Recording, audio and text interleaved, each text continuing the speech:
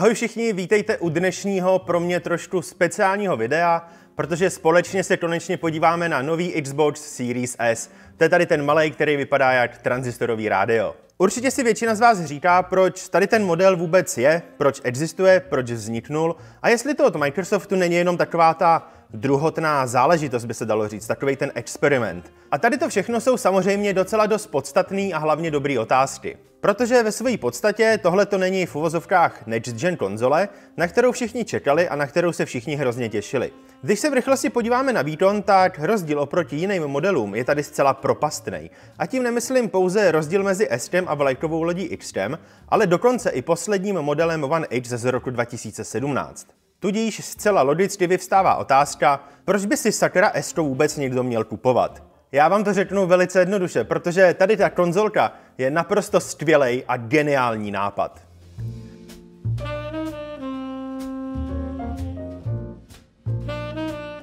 A myslím to zcela vážně, tady ta konzolka je opravdu skvělá a my všichni jsme si ji v redakci de facto okamžitě zamilovali. Je jednoduchá, hranatá a má takový, dalo by se říct v uvozovkách, retro nádech. Mně třeba připomíná starý tranzistorový rádio, klukům potom plotnu na sporáku nebo třeba taky školní rozhlas. Postavit si ji můžete potom, jak budete chtít, samozřejmě to jde dvojím způsobem jako vždycky, klasicky na stojáka jako monolit, anebo ji můžete položit na záda. Osobně ale musím říct, že ve vertikální poloze se mi líbí o trošku víc, protože tak nějak víc zapadne do toho obýváku nebo do ložnice. Ona plotínka na přední straně je masivní ventilátor, který zaručuje, že i po několika hodinový plný zátěži nebude konzole topit jak kotel za oceánský lodi.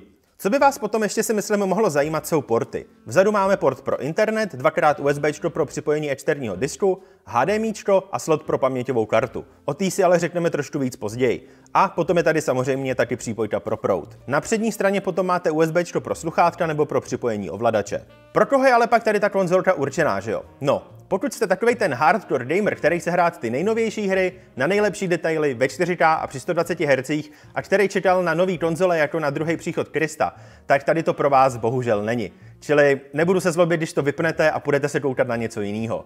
Series S je konzolka pro takzvaný casual hráče, což znamená, že je pro lidi, kteří hrajou jenom pár hodin týdně například po práci, nebo případně je pro lidi, kteří nutně nepotřebují nebo nechtějí hrát ty nejnovější pecky na tu nejlepší grafiku ve 4K a při 120 Hz. Řekněme si to upřímně, k těm novým konzolím, jako je Xbox Series S a třeba PlayStation 5, je leckdy potřeba i nová televize a to prostě není investice vhodná pro každýho. Tomu musíme všichni rozumět. Což je naprosto pochopitelný a vlastně i ideální, protože tady Series S stojí nějakých 8 000 korun, což je o zhruba 5 500 korun míň, než stojí namakanější bráška Series X. Asi se ptáte, co tady za tu cenu vlastně vůbec dostanete. Uděláme si proto takovej doopravdy rychlo unboxing. Balení je naprosto jednoduchý a máte v něm vlastní konzolku, ovladač, napájecí kabel, vysokorychlostní HDMI a takovýto klasický papírování.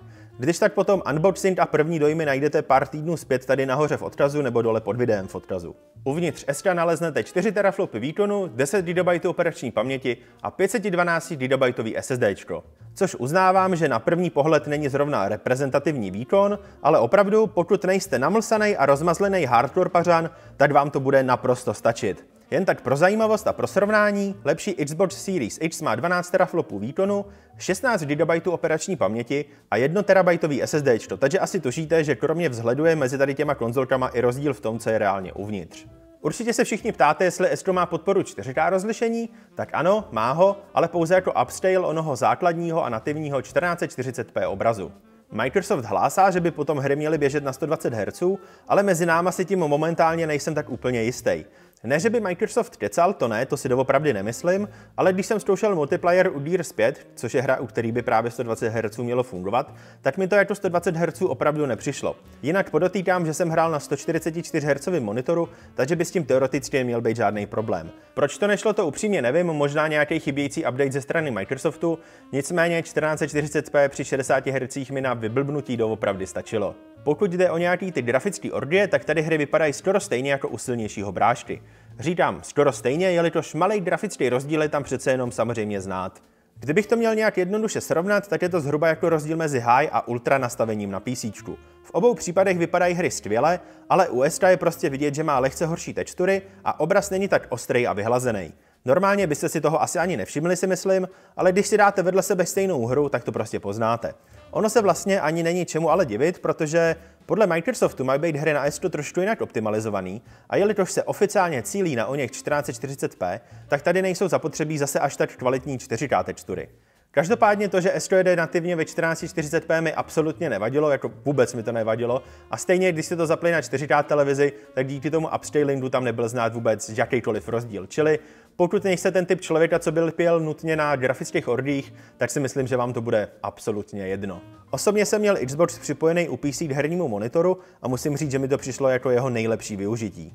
Asi vás potom bude zajímat i onen proklamovaný ray tracing, ten tady samozřejmě je, ale menší problém je s tím, že v první řadě ho musí podporovat samotné hry, které jich zase až tak moc není. Seznam momentálně čítá zhruba 17 her, mezi který patří takový pecky, jako je Gears 5, Call of Duty Black Ops Cold War, Watch Dogs Legion nebo třeba Poker Club. Neptejte se mě, proč zrovna tady ta hra, samotnému je mi to trošku záhadou. Jak jste si asi už všimli ze záběru nebo někde na internetu, tak S100 je čistě digitální záležitost. To znamená, že tady není žádná mechanika a vy jste tak odkázáni čistě na prodej prostřednictvím Microsoft Storeu. Může se to možná jevit trošku jako podraz, ale z pohledu Microsoftu a de facto i z pohledu naší celé redakce to dává naprostý smysl. Jelikož se tak cílí na propojení s in-house službou Xbox Game Pass. Ta vám za měsíční nebo roční poplatek, podle toho, co vy osobně preferujete, nabídne přístup ke stovkám her napříč celou historií konzole Xbox. Najdete tady všechny žánry a typy her. Máte tady casual hry, sportovní, závodní, RPGčka, střílečky, prostě všechno a v mnoha případech jsou to i AAA hry, které vyšly, dalo by se říct, poměrně nedávno. To je ovšem ale pouze základní nabídka, která stojí nějakých 260 korun měsíčně. A musím říct, že sama o sobě není vůbec špatná. Pokud, a teď se omlouvám, že budu znít trošku jako teleshopping, ale pokud si trošku připlatíte, tak za nějakých 340 korun můžete mít takzvanou Ultimate verzi. Ta vám otevírá podobnou knihovnu her i na PC a umožňuje další benefity, jako je streamování her do Android zařízení nebo nově předplatné služby EA Play, což vám umožní hrát poslední Battlefieldy, NHL, FIFA a kdo ví co ještě.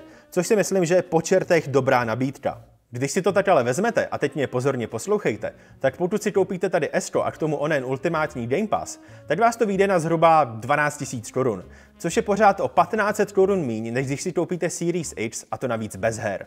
A upřímně si myslím, že knihovna několika stovek her jak na Xbox, tak na PC, plus možnost streamovaného hraní skrze telefon je za cenu 2 velkých her luxusní věc. Prakticky pokud koupíte tohle, tak už nepotřebujete kupovat nic jiného, jelikož výběr her je tady fakticky obrovský a vybrat si zákonitě musí každý.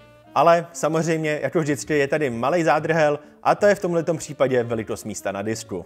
Jak už jsem říkal na začátku, vy tady máte 512 GB SSD, ale samozřejmě musíte počítat s tím, že určitou část si zabere systém a aktualizace, což vám ve finále nechá nějakých 360 GB volného místa.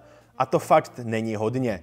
Při velikosti dnešních her, například Call of Duty Modern Warfare, který má nějakých 120 GB, vám musí být jasný, že tak říkajíc v uvozovkách na disk se vám vejdou 3 až 4 AAA tituly.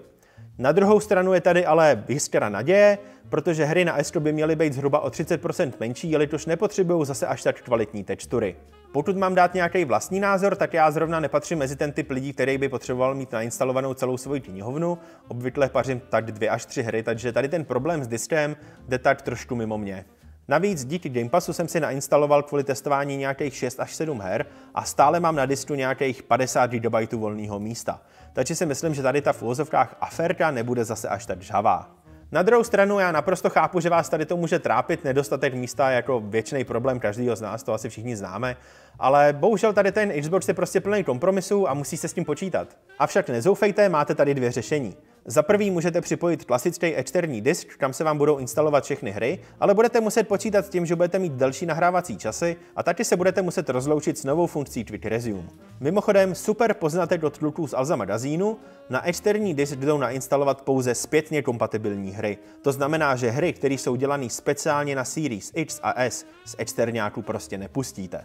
Za druhý si potom můžete pořídit 1 TB paměťovku od společnosti Seagate, která je speciálně pro nový Xboxy dělaná, je na to taky zezadu speciální slot, ale budete muset počítat s tím, že se vám to trošku prodraží, protože tady ta karta stojí nějakých 7000 korun, to znamená zhruba jako tady S100.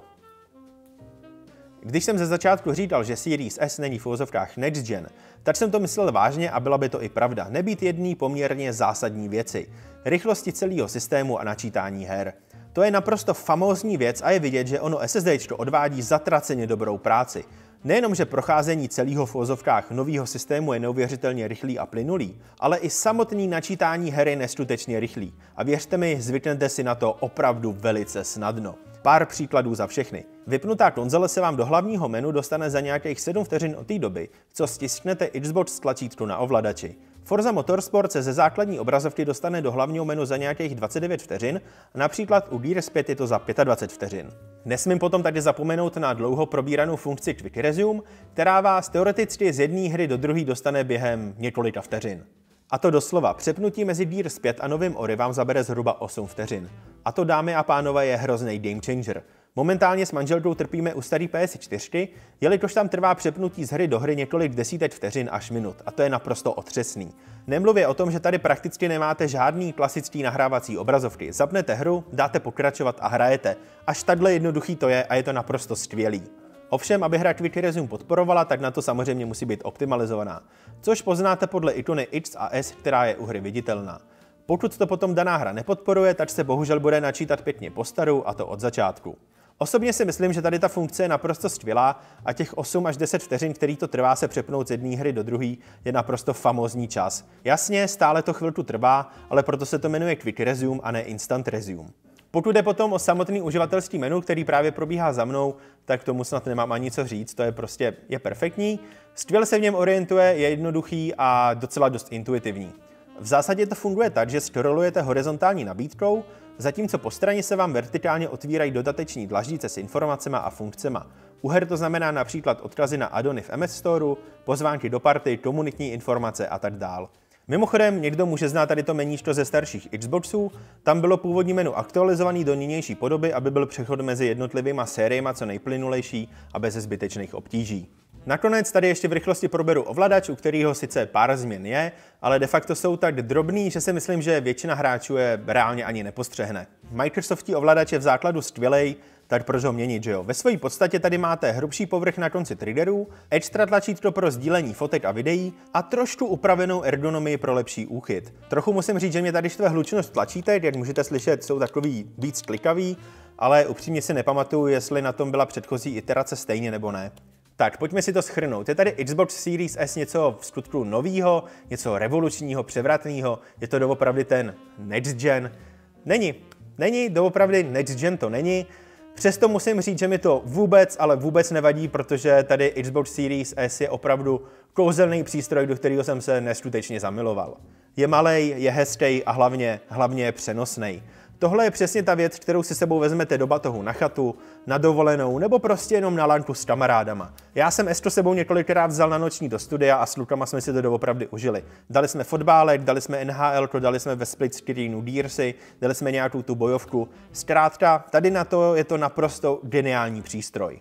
Pokud teda patříte mezi lidi, kteří hrajou občas, kterým nezáleží na tom, jestli hrajou nejnovější hry v té nejlepší kvalitě, nebo pokud prostě patříte mezi lidi, kteří nechtějí zbytečně utrácet, přesto ale chtějí sobě nebo svým blízkým udělat radost, tak opět tady to je naprosto skvělá konzolka. Rychlost spolu s nízkou cenou a možností Game Passu jsou tady ty největší lákadla, proč si nový Xbox Series S koupit. A dokonce i my s manželkou jsme už několikrát uvažovali nad tím, že si ho reálně pořídíme do ložnice. Jelikož na takovýto víkendový nebo večerní hraní z postele je to jak dělaný.